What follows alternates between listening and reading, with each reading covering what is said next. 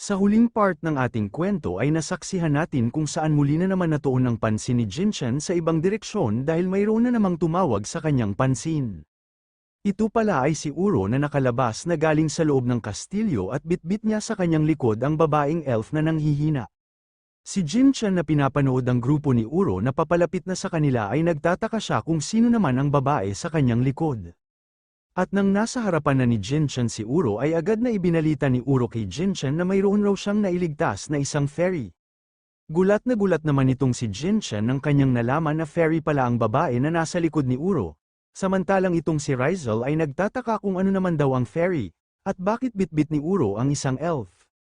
Kaya ipinaliwanag ni Rizal kay Uro na ang babae sa kanyang likod ay hindi tao. Nang narinig ni Uro ang paliwanag ni Rizal ay masyado siyang nainis, na kanyang sinabihan si Rizal na malamang hindi ito isang tao, saan naman daw siya nakakita na ang isang fairy ay naging tao. Sa sinabi ni Uro ay tinanong siya ni Rizal na kung ano naman ang fairy, ngunit natigil sa pagsasalita si Rizal nang tinawag ni Jinchen ang kanyang pansin. Tingnan raw nila sa kanilang itaas. Si Rizal nang kanyang nakita kung ano ang nasa kanilang itaas ay nagulat siya sa kanyang nasaksihan. Dahil ang kanila palang nakita sa itaas ay ang mage na naghanda na ng communication magic para magpadala ng mensahe doon sa Kapitolyo. Dahil dito ay agad na sumisigaw si Rizal na hindi raw ito maari, kinakailangan raw nila itong mapigilan. Sa ibinigay na babala ni Rizal ay tinanong siya ni Jinchen na kung ano raw ba ang tao sa kanilang itaas. Bakit siya natatakot? Maari lang naman silang magpadala ng sundalo doon sa itaas at agad na patayin ng tao sa kanilang itaas. Paliwanag naman ni Rizal habang nanginginig ang kanyang katawan na ang nakita raw nila ngayon ay isang communication magic, ito ay kapareho lang ng beacon, pero ang pagkaiba lang nito ay agad na matatanggap doon sa kabisera ang balita kung ano ang mga nangyari dito. At base sa nakita niyang mana na naipon ay huli na sila para pigilan ang mage na may gawa nito. Ngunit kahit ipinaliwanag na ni Rizal ang lahat ay tiningnan lang ng seryoso ni Jinchen ang mage na nasa kanilang itaas. Kasabay nito ay agad niyang tinawag si Uro na bitbit ang babaeng elf sa kanyang likod na kanya itong inutusan na siya na ang bahala para pabagsakin ang tao na nasa itaas. Matapos bigyan ng utos ni Jinchen si Uro ay agad na ibinaba ni Uro sa lupa ang babaeng elf na nagtataka kung ano ba ang gagawin ni Uro.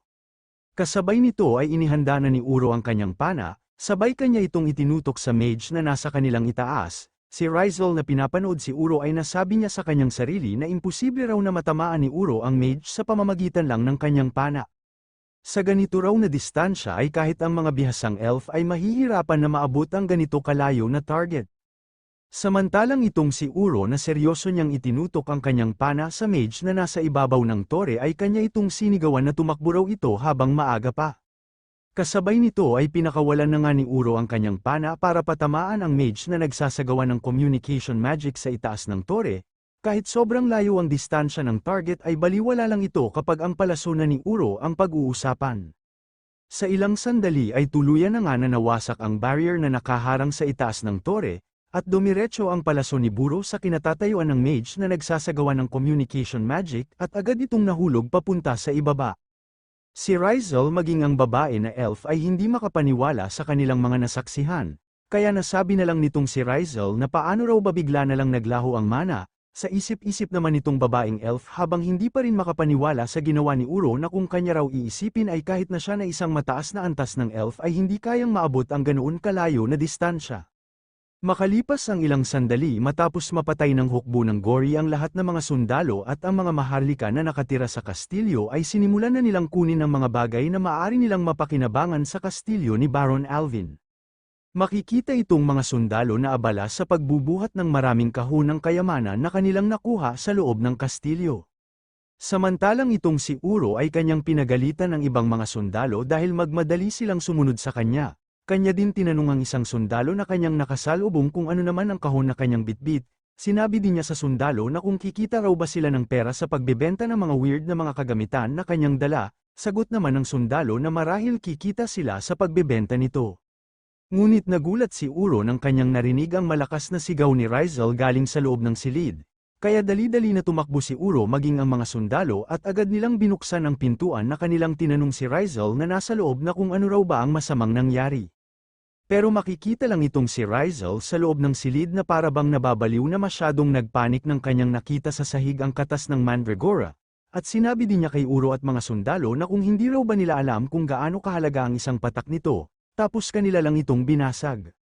Nang narinig ni Uro ang Mandragora ay tinanong niya si Rizal na kung ano naman raw ang patak ng Mandragora, ngunit galit lang na sinigawan ni Rizal si Uro at ang iba pang mga sundalo na umalis silang lahat sa kanyang harapan. Nang napansin ni Uro na seryoso na talaga si Rizal ay natulala na lang siya na hindi nakapagsalita. Dahil hindi pa rin umalis ang tatlo sa loob ng silid ay itinulak na sila ni Rizal papalabas sa silid dahil siya na ang bahala dito. At nang nakalabas na ang tatlo sa loob ng silid ay agad na sinarado ni Rizal ang pintuan, habang ang tatlo ay naiwan sa labas na hindi makapagsalita na nagtataka kung gaano ba kahalaga ang kanilang binasag. Sa loob naman ng silid ay makikita si Rizal na masyadong naghihinayang sa mga patak ng Mandragora na sinayang lang nila Uro.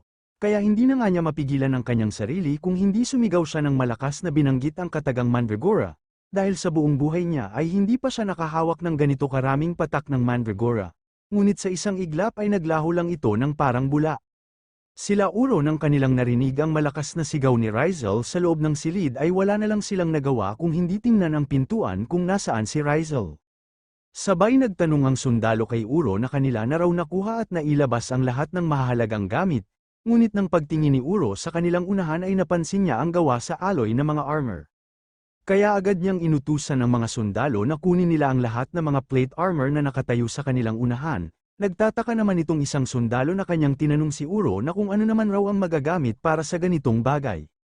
Paliwanag naman ni Uro na kanila lang tunawin ang mga armor at gawin ng mga palaso o kahit anumang mga bagay dahil kulang na kulang sila sa mga bakal. Inutos din ni Uro sa mga sundalo na kunin nila ang lahat na makikita nilang mga bakal sa buong paligid, kinakailangan na hindi lang itong mga armor ang kanilang kukunin. Samantala, makikita naman itong si Jinchen na malalim ang kanyang iniisip kung paano nila dalhin ang lahat ng mga kagamitan at mga pagkain na kanilang nakuha, dahil kulang na kulang sila sa mga kariton para magkarga nito. Kaya agad na sinabihan ni Jinchen ang mga sundalo na sa ganito raw karami na mga kagamitan ay kukulangin ang kanilang kariton. At inutusan din ni Jinchen ang isang sundalo na magdala siya ng 40 na mga sundalo at kanilang ipamahagi ang mga natitirang butil sa mga mamamayan dito, dapat kanilang bigyan ng mas higit ang mga mukhang kapos sa buhay. At itinuro din ni Jinchen ang mga armor na nakatambak sa kanyang harapan at kanyang inutusan ng isang sundalo na kanila munang durugin at patagin ang mga armor bago nila ito ikarga sa kariton. Dito ay nagsimula na nga ang mga sundalo na kanilang dinurog ang mga armor, gamit ang kanilang mga maso o martilyo. Itong sundalo na kanilang bihag ay nagtataka siya dahil ang isang buong plate armor na nagkakahalaga ng ilang dekadang gastusin sa pamumuhay ay kanila lang sinira. Makikita ang karamihan sa mga armor ay tuluyan ng nasira, samantalang ang dalawang sundalo ay masyadong natuwa dahil maayos raw ang kanilang pagkadurog sa mga armor. Ngunit wala silang kaalam-alam dahil sa kanila palang unahan sa hardin ng kastilyo ay bigla na lang gumalaw ang lupa. At sa ilang sandali ay lumabas ang isang kamay galing sa ilalim ng lupa, at dahan-dahan na tumayo ang isang individual na nasa ilalim ng lupa. Maya-maya ay matagumpay na nga na nakatayo ang isang individual na biglaan na lang lumabas galing sa ilalim ng lupa, at tawang-tawa pa ito dahil sa wakas ay tuluyan siyang nakalusot sa ilalim ng lupa. Sila Jinchen maging ang ibang mga sundalo ay nagtataka kung bakit mayroong isang lalaki ang bigla na lang lumitaw galing sa ilalim ng lupa, maging itong lalaki ay nagulat din dahil hindi niya inaasahan mayroon palang mga sundalo na nakabantay kung saan siya lumabas, at ang higit pa doon, silang lahat ay nakatingin sa kanya. Dahil dito ay bigla na lang tumawa ng malakas ang lalaki at kanyang itinutok sa mga sundalo ang kanyang espada na kanyang ipinakilala ang kanyang sarili. Siya raw ay si Gerard na kinikilala bilang isang taong kidlat. Sino raw ba ang unang umatake sa kanya? Ngunit makikita lang itong si Jinchen maging ang mga sundalo na kanila lang tiningnan si Gerard habang masyadong nagtataka kung ano ba ang pinagsasabi nito. Maging itong si Gerard ay nagtataka din sa mga ikinilos ng mga sundalo matapos niyang magpakilala. Samantalang itong si Jinchen ay agad niyang inutusan ang kanyang mga sundalo na kanilang hulihin ang lalaki, pero ipinikit lang ni Gerard ang kanyang mga mata at kanyang ipinagmamayabang sa lahat na kahit ang mga lumilipad na mga mersenaryo ay agad na magbigay ng paggalang kapag narinig nila ang kanyang pangalan. Ang sarap raw talaga sa pakiramdam kapag tinatrato siya ng ganoon. Sabay kanyang hinawakan ng mahigpit ang kanyang espada, at kanyang sinabi sa lahat na kung hindi raw ba nila alam na siya ang pinakamalupit na treasure hunter dito sa kontinente, At isa din siya sa 10 greatest swordsmen na kilala bilang isang taong kidlat.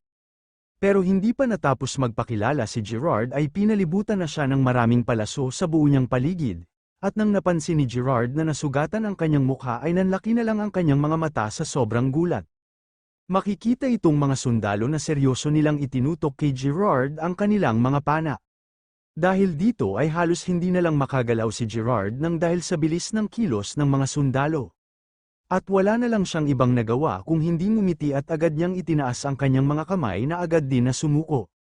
Makalipas ang ilang sandali ay iginapos na nga ng mga sundalo si Gerard upang hindi ito makatakas, at habang itinutok ng isang sundalo kay Gerard ang kanyang pana ay nagtataka naman itong si Gerard sa hitsura nitong sundalo dahil bakit itim ang kanyang mga mata at itim ang kanyang buhok. Sa lahat raw ng kanyang paglalakbay sa buong kontinente ay ngayon pa lang niya nakita ang ganitong kasuutan at ang ganitong mga anyo na katulad nila.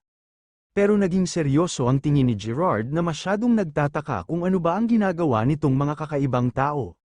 Dahil pala nakita niya ang mga sundalo na walang tigil nilang pinukpok ng kanilang martilyo ang mga armor sa kanilang paligid. At nang malinaw nang nakita ni Gerard kung ano ang sinira ng mga sundalo ay nanlaki na lang ang kanyang mga mata na hindi makapaniwala. Kaya hindi na nga makapagpigil si Gerard dahil kanyang sinigawan ang mga sundalo na kung nababaliw na raw ba sila. Alam raw ba nila kung magkano ang halaga ng kanilang mga sinira, kaya itigil nila ang kanilang ginagawa.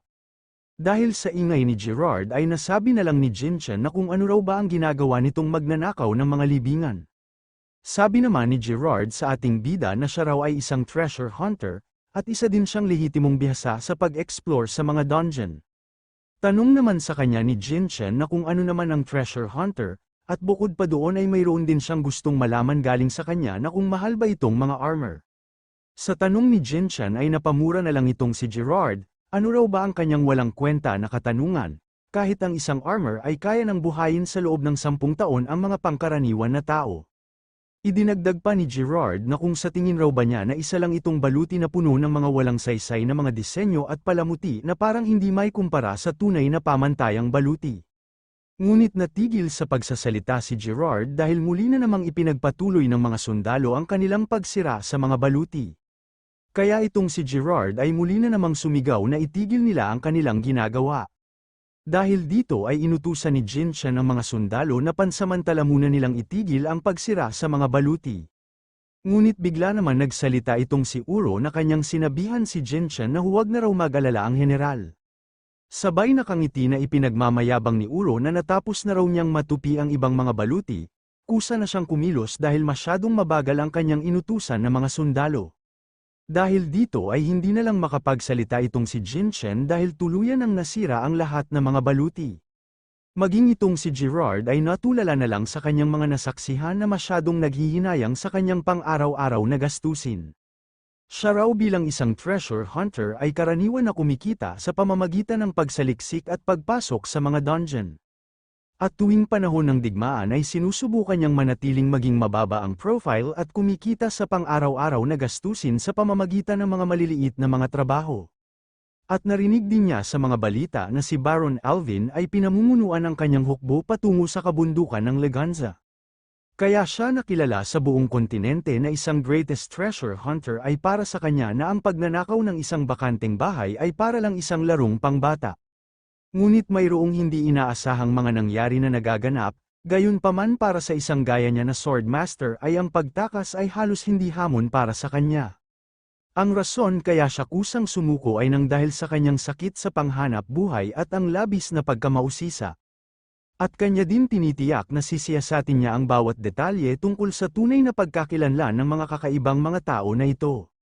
Ngunit natigil sa kanyang iniisip si Gerard nang bigla na lang siyang binatukan ni Jinchen, dahil dito ay masyadong nainis si Gerard na kanyang minumura ang ating bida, tanong pa niya na bakit niya siya sinaktan. Tugon naman sa kanya ni Jinchen na dahan-dahan raw siya sa kanyang pananalita, dapat na magsalita lang siya patungkol sa mga mahahalagang bagay katulad na lang ng kanyang ginawa kanina. Inis naman na tinanong ni Gerard si Jinchen na bakit naman niya sasabihin sa kanya ang mga ganoon na mga bagay, kahit ang mga simpleng tao ay alam kung ano ang tunay na halaga ng mga baluti. Sa isip-isip naman ni Gerard na titiisin lang raw muna niya ito, hanggang sa malaman niya kung ano talaga ang tunay na pagkakilanlan ng mga tao na ito, Sa ngayon ay nagawa na niyang nakuha ang piraso ng impormasyon patungkol sa tao na ito, siya ay nakakapit sa sama ng loob dahil sa mga maliliit na mga bagay.